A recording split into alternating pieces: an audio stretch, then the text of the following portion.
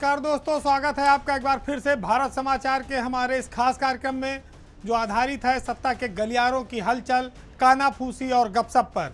तो चलिए शुरू करते हैं पावर सेंटर।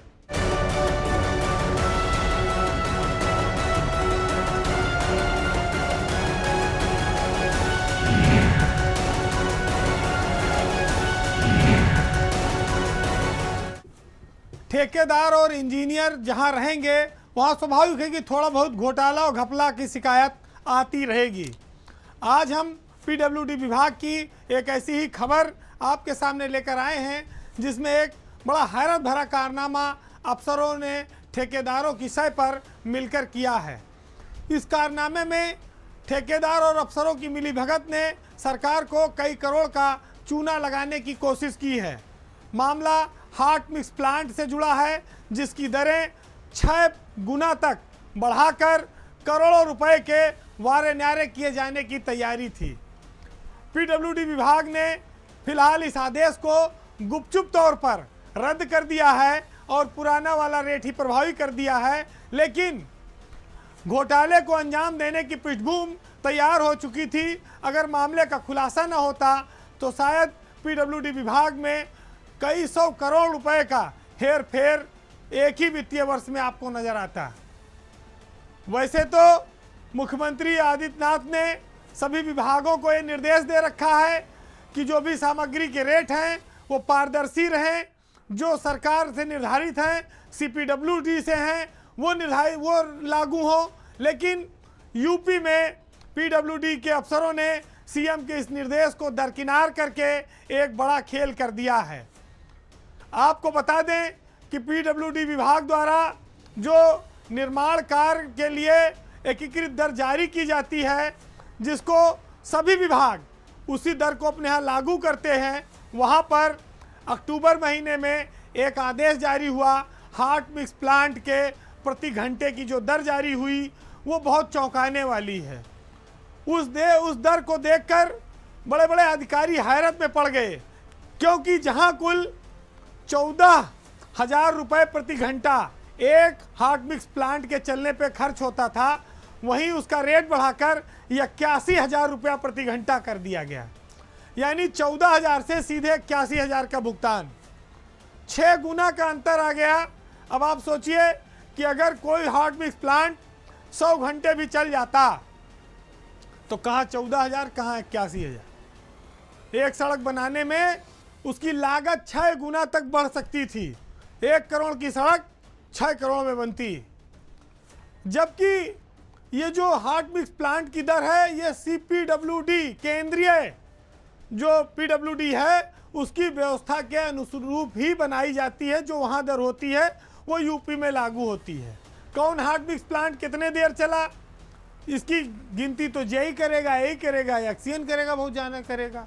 जब रेट 6 गुना बढ़ जाएगा तो स्वाभाविक कमीशन भी बड़ा मिलेगा, सबका हिस्सा भी बड़ा हो जाएगा। तो इसमें सड़कों की लागत में काफ़ी इजाफा हो जाता है। और ऐसी चर्चा है कि कुछ ठेकेदारों और इंजीनियरों ने मिलकर यह कांड कराया था, लेकिन मामला पकड़ गया तो अफसरों ने भी हंगामा न मचे, इसलिए इस मामले को दबा दिया गया। लेकिन एक आशंका भी बनी हुई है कि इस आदेश के तहत कितनी एस्टीमेट और नए आदेश बने उसकी जांच होनी चाहिए। हालांकि कह तो रहे अफसर जांच कराएंगे, लेकिन कराएंगे नहीं, क्योंकि वो उस पर मिट्टी डालने पर आमादा है। प्रमुख सचिव उत्तर प्रदेश में नियोजन है आलोक कुमार, जिनकी देखरेख में ये आदेश जारी हुआ था, और एक उच्च स्तरीय तकनीकी समिति है, उसके अधिकारी इस काम के लिए जिम्मेदार हैं। तो आप देखिए कि इतना बड़ा पीडब्ल्यूडी महकमा है, वो वैसे हरदम बदनामी से घिरा रहता है। कहीं बजट नहीं खर्च कर पा रहा है, कहीं सड़क की गुणवत्ता खराब है, कई इंजीनियरों ने घोटाला कर दिया। अब हार्ट मिक्स प्लांट की दरों को लेकर जो एक नई कहानी सामने आई है, ये बहुत बड़ा खजाने की लूट का एक व्यवस्था थी और समय रहते इसका खुलासा हो गया। अन्यथा 14,000 और 21,000 के रेट में बहुत अंतर है। आप सोचिए कि सरकार के खजाने को कितना तगड़ा चूना लगाने की कोशिश थी। अभी तक इस मामले में किसी की जवाबदेही और जिम्मेदारी नहीं तय की गई है। तो बहुत साफ है कि जिनकी गलती है, जिन्होंने भ्रष्टाचार की मंशा से यह शासनादेश जारी कराया था, उन पर कार्रवाई न करके उनको बचाया जा रहा है। तो हो सकता है कि ऊपर वालों की इच्छा यही रही हो कि नीचे से अगर ज़्यादा कमाई होगी तो ऊपर ज़्यादा आएगी, और नहीं तो फिर बचाने किसको क्या फ़ायदा है। क्योंकि जो भ्रष्टाचार के खिलाफ जीरो टॉलरेंस की बात आती है, उसमें यही नेताओं का लगाव, उसमें यही अफसरों का अपने जूनियरों के प्रति लगाव उनको बचाने का कारण बनता है। जीरो टॉलरेंस शब्द कहने में अच्छा है, लेकिन लागू करने में बहुत कठिन है। अब एक खबर राजनीति से जुड़ी हुई, नेताओं से जुड़ी हुई। वैसे तो हमारे यहाँ कहा जाता है कि नेता बड़े तिकड़मी होते हैं, हर फन में माहिर होते हैं। वो चाहे अच्छी परिस्थिति हो चाहे बुरी हो, वो अपना काम निकाल लेते हैं। लेकिन जहाँ पर बात बड़े पद प्रतिष्ठा की हो, तो वहाँ पर नेता सिर्फ हाई कमान के भरोसे भी नहीं रहता है। वो हाई कमान से ऊपर वाली कमान में भी, दरबार में भी मत्था टेकता है, ऊपर वाले के दरबार में भी पूरा जोर लगाता है। आज हम आपका ध्यान उत्तर प्रदेश के एक ऐसे ही नेता की ओर लेकर जाएंगे, जिनका मामला इन दिनों यूपी में प्रदेश के मुखिया के पद के लिए तेजी से चल रहा है। चूँकि भगवा पार्टी में इन दिनों एक नए मुखिया की तलाश चल रही है, तो ऐसे में जो दावेदार हैं वो अपने अपने समीकरण बिठाने में लगे हैं। उत्तर प्रदेश में पूर्वांचल से ताल्लुक़ रखने वाले पूर्व सांसद हरीश द्विवेदी भी उत्तर प्रदेश भाजपा मुखिया की रेस में आगे हैं। हालांकि वह लोकसभा चुनाव हार गए, लेकिन राष्ट्रीय स्तर पर उनको पद मिला हुआ है, उनका पार्टी ने महत्व कम नहीं किया है। वह इस समय असम राज्य के प्रभारी हैं और यूपी में वो यूथ विंग के अध्यक्ष भी रह चुके हैं। केंद्र के बड़े नेताओं का वो आशीर्वाद भी लगातार लेते रहते हैं, और ख़ास तौर से जो शीर्ष पर दो नाम हैं, उनके दरबार में उनकी अच्छी पहुंच है, हरीश द्विवेदी की। नेताओं ने तो उनको आश्वासन दे रखा है, लेकिन उनको देवी देवताओं पर भी काफ़ी विश्वास है। तो उन तीनों से आशीर्वाद लेने के बाद नेताजी 3 देवियों की शरण में भी हैं। वो अपने समीकरण दुरुस्त करने में लगे हैं, कहीं कोई चूक ना हो, इसलिए उन्होंने देवी आराधना पर जोर बढ़ा दिया है। संयोग से वो असम राज्य के प्रभारी हैं, तो वहाँ पर कामाख्या देवी बहुत मशहूर स्थान है। कलकत्ता में माँ कलकत्ते वाली उसी रास्ते में पड़ती हैं। वैष्णो देवी से लेके कोई धाम बचा नहीं है जहाँ पर हरीश द्विवेदी ने पूजा अर्चना न कर ली हो। यज्ञ हवन जाप सब चल रहा है। त्रिपुर सुंदरी से लेकर वैष्णो देवी, कामाख्या देवी, हर जगह उनकी मनौती और ज्योत जल रही है। इन तीनों स्थानों पर होने वाले अनुष्ठानों की महत्ता तो आप लोग जानते ही हैं, क्योंकि यहाँ देश के बड़े बड़े नेताओं के अनुष्ठान बताते चलते रहते हैं, उनकी पूजा लगातार चलती रहती है। तो हमारे नए अगर अध्यक्ष बनने की रेस में पूर्व सांसद हरीश द्विवेदी हैं, तो वो 3 देवियों के शरण में गए हैं और उनका आशीर्वाद बढ़ाना चाहते हैं। तो स्वाभाविक है, इसमें किसी को एतराज़ नहीं होना चाहिए, और उनका अटूट विश्वास हो सकता है उनको सफलता भी दिलाए। और लोग कहते भी हैं कि अगर सच्चे मन से भगवान की, देवी देवताओं की आराधना करो तो मनोकामना जरूर पूरी होती है। तो हरीश द्विवेदी की भी मनोकामना पार्टी के शीर्ष नेताओं से लेकर देवी देवताओं तक पहुंच रही है। अगर पूरी हो गई तो शायद वो नौजवान अध्यक्ष के रूप में उत्तर प्रदेश में जाने जाएंगे। नड्डा, शाह और मोदी, ये 3 नाम हैं। तो सियासत में भी हरीश द्विवेदी इन 3 बड़े नामों के शरणागत हैं, और साथ साथ इसी तरह उन्होंने अपने जीवन में 3 देवियों के महत्व को भी बढ़ाया है। अब हो सकता है कि इसी महीने के आखिरी तक प्रदेश में नया अध्यक्ष आए, तो देखिए क्या होता है। उत्तर प्रदेश की ब्यूरोक्रेसी में कुछ ऐसे अफसर हैं जो उस विभाग से उनका तबादला हो जाता है, दूसरी जगह चले जाते हैं, लेकिन उनका खौफ बुलाने वाले विभाग में लगातार जारी रहता है। आज हम आपका ध्यान ब्यूरोक्रेसी की एक ऐसी ही खबर की ओर दिलाएंगे जिसमें बड़ी चर्चा है कि एक मैडम का बहुत वहाँ पर डर फैला हुआ है। मामला उत्तर प्रदेश के खनन विभाग से जुड़ा है। हालांकि मैडम उस विभाग से लगभग 2 साल से हट चुकी हैं, लेकिन उनके नाम से जूनियर और सीनियर दोनों अफसर डरते हैं, खौफजदा रहते हैं।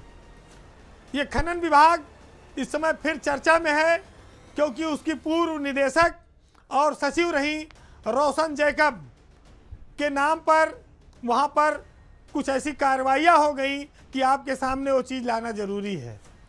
कहते हैं कि रोशन जैकब की एक अदृश्य सत्ता खनन विभाग में आज भी कायम है।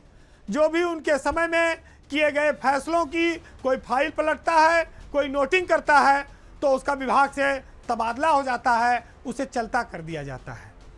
और इस स्थिति को ना भांप पाने में एक प्रमुख सचिव और एक विशेष सचिव 2 लोग निपट गए हैं, उनको हटना पड़ा है। उमेश प्रताप सिंह अभी कुछ दिन पहले हटे, उसके पहले अनिल कुमार थे। रोशन जैकब उत्तर प्रदेश में 2004 बैच की आईएएस अफसर हैं। लखनऊ की इस समय वो मंडला आयुक्त हैं। वह केरल की रहने वाली हैं और खनन वाले विभाग में वह लखनऊ की कमिश्नर बने, वहाँ से 2 साल उनको लगभग हो चुका है। लेकिन उनकी पकड़ या कहा जाए उनका डर उस विभाग में कम नहीं हुआ है। और ऐसी स्थिति तब होती है कि जब आपकी पकड़ ऊपर ज़्यादा हो, तो आप किसी विभाग में रहें, वहाँ ज़्यादा आपको मेहनत नहीं करनी पड़ती, लोग अपने आप डरते हैं। अब ये बातें तब आई जब खनन विभाग में तत्कालीन प्रमुख सचिव रहे अनिल कुमार तृतीय का तबादला कर दिया गया। अनिल कुमार तृतीय अचानक से क्यों हटे, ये वो खुद भी नहीं समझ पाए। बहुत दिनों बाद उनको शायद पता लगा कि किसी मैडम की कोई नाराज़गी थी, तब उनको हटाया गया। तब भी यही अफवाह उड़ी थी कि मैडम ने उन्हें झटका दे दिया। अभी हाल ही में एक जिले की कलेक्टरी से लौटे हैं उमेश प्रताप सिंह, उनको विशेष सचिव खनन बनाया गया था, लेकिन शायद मैडम के ज़माने की उन्होंने कोई फाइल पलट दी होगी। उसके चलते उनको 9 दिन में ही खनन विभाग से हटाकर दिव्यांग कल्याण विभाग में भेज दिया गया। यानी कि विशेष सचिव के पास तो ऐसे कोई अधिकार नहीं होता है, लेकिन 9 दिन में ही उनका खनन विभाग बदल दिया गया और वो अब दिव्यांग विभाग में विशेष सचिव हैं। तो यहाँ भी ये कहा जा सकता है कि उमेश प्रताप सिंह भी शायद मैडम की ताकत को भांपने में चूक गए। एक के बाद एक प्रकरण जो बड़े बड़ों के साथ हो गया, उससे खनन विभाग के अधिकारी कदम फूंक फूंक कर रख रहे हैं। लेकिन एक बात अच्छी है कि इन दिनों जो खनन विभाग की सर्वे सर्वा है मैडम हैं माला श्रीवास्तव हैं, वो पहले डायरेक्टर थी, वो निर्विवाद रहीं। फिर जब वो सचिव रैंक में प्रमोट हुई तो उनको उसी विभाग का सचिव भी बना दिया गया। यानी कि निदेशक और शासन में सचिव दोनों चार्ज उनके पास है। लेकिन चूंकि वो ईमानदार हैं, सरल हैं, इसलिए विवादों से बची हुई हैं। रोशन जैकब भी सेम इसी तरह से इस पद पर रही थी, लेकिन उनके 2 साल हो गए तबादले के बाद भी खनन विभाग में किसी की शायद इतनी हिम्मत नहीं है कि उनके ज़माने में उनके फैसलों पर कोई उंगली उठा सके। अंदर खाने लोग ये चर्चा करते हैं, कोई आरोप कहीं लिखित में नहीं है, साफ साफ नहीं है, लेकिन घटनाएं ऐसी हुई कि अफसर दबी जुबान में यही कहते हैं कि भैया मैडम के ज़माने के मामले को छेड़ने की हिम्मत ना करो। नहीं तो जब प्रमुख सचिव चले गए, विशेष सचिव चले गए, तो छोटे मोटे प्यादों की क्या औकात है, उनको तो कभी भी इधर उधर रगड़ दिया जाएगा, उनकी तो नौकरी भी जा सकती है। इनका सबका तो तबादला होता है ज़्यादा से ज़्यादा। तो आप देखिए कि कितना भारी भरकम रुतबा है अफसरों का उत्तर प्रदेश में कि जिस विभाग से चले गए वहाँ कई सालों बाद भी उनके नाम का जलवा चलता है। हम जिस लोकतांत्रिक सिस्टम में रहते हैं वहाँ पर हिटलरशाही के लिए कोई जगह नहीं है। ईमानदारी के नाम पर लोगों के साथ अन्याय, उत्पीड़न, इन सब को किसी की अनुमति नहीं दी जाती। आज हम आपके सामने नोएडा में deputy commissioner GST sale tax Sanjay Singh की मौत के मामले को रखेंगे, जिसमें यूपी के एक पावरफुल आईएएस अफसर देवराज के लगातार दबाव और सख्ती के चलते इस घटना में उन पर गंभीर आरोप लग रहे हैं। देवराज अपने आप को ईमानदार अफसर कहते हैं, लेकिन वो लगातार विवादों में घिरे रहते हैं। एम देवराज ने जब से जीएसटी विभाग की कमान संभाली है, तब से व्यापारी से लेकर अधिकारी तक हर कोई परेशान है। विभाग में हंगामा मचा हुआ है, जीएसटी का कलेक्शन डाउन हुआ है। उनके गलत फैसलों की वजह से कानपुर में कई व्यापारी पलायन कर गए। पान मसाला उद्योग पर बहुत बुरा असर पड़ा, राजस्व घट गया, जिसके बाद मुख्यमंत्री ने उन्हें फटकार भी लगाई थी, लेकिन उनकी आदत में अभी तक कोई सुधार नज़र नहीं आया है। सरकार को सबसे ज़्यादा रेवेन्यू देने वाले महकमों में से एक जीएसटी विभाग की देवराज ने इस समय कमर तोड़ दी है। वो उत्तर प्रदेश को किस रास्ते पर ले जाना चाहते हैं, अभी तक यह स्पष्ट नहीं हुआ है। वो 1996 बैच का यह अफसर विवादों में लगातार रहे हैं, वो चाहे बिजली विभाग में हो या सेल टैक्स विभाग में है। बिजली विभाग में जब वो तैनात थे तो उस समय बहुत बड़ा आंदोलन हुआ। उनके इतिहास काल में 250 इंजीनियरों के सस्पेंशन और टर्मिनेशन का भी एक बहुत बड़ा उदाहरण सामने आया। वो अपने आप को ईमानदार, बाकी पूरे महकमे में सबको दागी मानते हैं। आज उत्तर प्रदेश में जीएसटी हजारों करोड़ का राजस्व देने वाला महकमा देवराज के खौफ से ऐसा माहौल पैदा हो चुका है जहां पर जान बचाना मुश्किल है, राजस्व तो बाद में आएगा। आज विभाग रसातल की ओर जा रहा है।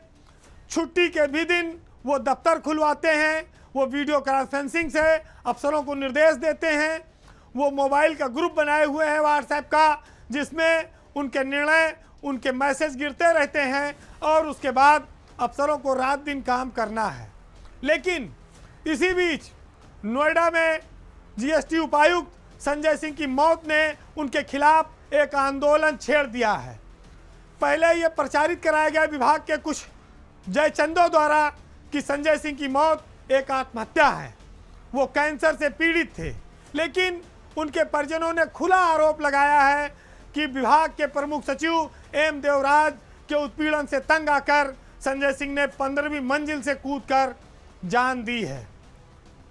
संजय सिंह की मौत के विरोध में जीएसटी के अफसरों ने लगातार आंदोलन छेड़ रखा है। वो हाथ पर काली पट्टी बांधकर काम कर रहे हैं और करीब 900 अफसरों के ग्रुप में से 850 लोगों ने वो ग्रुप छोड़ दिया है, जो एम देवराज जिसमें खुद मौजूद थे।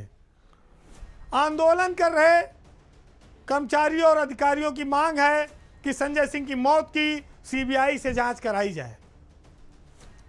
शासन में बैठा हुआ एक अफसर इतना असफल हो गया है और इतना निरंकुश है कि उसने भी पूरे विभाग को तहस नहस कर दिया है। पूरे विभाग में तहलका मचा हुआ है, लोग ग्रुप छोड़ रहे हैं, आत्महत्या कर रहे हैं, रेवेन्यू गिर रहा है, लेकिन सरकार उनकी किस ईमानदारी के लिए उनको कौन सा इनाम और सम्मान और कुर्सी उनकी बचा के रखना चाहती है, शायद ये वो भी नहीं जानती है। पानी सर से ऊपर जा रहा है। देवराज उत्तर प्रदेश की सरकार के लिए मुसीबत बन गए हैं, लेकिन इस मुसीबत में दखल देने वाला शीर्ष पर कोई आगे नहीं आ रहा है। प्रदेश में मीडिया में, अखबार में रोज़ खबरें आ रही हैं कि जीएसटी की हालत खराब है। निरंकुशता, तानाशाही और हिटलरशाही में एम देवराज ने इस पूरे विभाग को डुबो दिया है। अफसरों के लिए न घर बचा है, न उनके लिए चैन की नींद बची है। आखिर जीएसटी महकमे में आज से पहले कैसे काम होता था? आज आज़ादी के बाद से इतने साल से ये महकमा चल रहा है। इनसे पहले क्या जितने प्रमुख सचिव आए या एसीएस आए, क्या सब नकारा थे या सब भ्रष्टाचारी थे, जो ये इकलौते एक ईमानदार हैं, जो सबको सजा देते हैं और लोगों का उत्पीड़न करते हैं और सबको भ्रष्टाचारी समझते हैं? ये बड़ा दुर्भाग्य का विषय है कि जो सरकार संवेदनशीलता की बात करती है, वहाँ इतने बड़े आंदोलन पर विभाग के सरकार का न कोई मंत्री मध्यस्थता को तैयार है, न कोई अफसर आगे आ रहा है। रेवेन्यू के नाम पर इस तरह से अफसरों के साथ उत्पीड़न और आत्महत्या और घटनाएं होना, ये कोई मामूली बात नहीं है। सरकार को इस पर तुरंत एक्शन लेना चाहिए। देवराज एक असफल अफसर के तौर पर इस समय जीएसटी में बैठे हुए हैं और अपनी नाकामियों को छुपाने के लिए वो कार्रवाई का सहारा लेते हैं। किसी की बीमारी का हवाला देकर किसी की मौत पे मिट्टी डाली जा रही है, पर्दा डाला जा रहा है, जो सरासर गलत है। फिलहाल देवराज जैसे लोगों पर कार्रवाई न होने पर सरकार तो चुप रह सकती है, लेकिन विभाग के अधिकारियों की हिम्मत की दाद देनी होगी कि उन्होंने इसके खिलाफ मोर्चा खोला है। लोकतांत्रिक सिस्टम में जो लोग सच बात पर अपना मुंह न खोल सकें, वो लोग भी मरे हुए के समान हैं, क्योंकि सरकारें और संविधान आपको ये ताकत देती हैं। जितने दिन आपके हाथ में विभाग की कमान है, कलम है, आप चाहे जितने लोगों का उत्पीड़न कर लीजिए, लेकिन वक्त सबका हिसाब करेगा। आज के पावर सेंटर में इतना ही। जाते जागते ऐसे अहंकारी और पद पर बैठे हुए जो लोग हैं, जो जिनको दूसरों के दुख दर्द और मौत तक में जिनका दिल नहीं पसीजता है, उनके लिए आज ये लाइनें बड़ी महत्वपूर्ण हैं। सुनिएगा कि ताकतें तुम्हारी हैं और खुदा हमारा है, अक्स पर न इतराओ, आईना हमारा है, और आपकी गुलामी का बोझ हम न ढोएंगे, आबरू से मरने का फैसला हमारा है, और उम्र भर तो कोई भी जंग लड़ नहीं सकता, और तुम भी टूट जाओगे, तजुर्बा हमारा है। नमस्कार।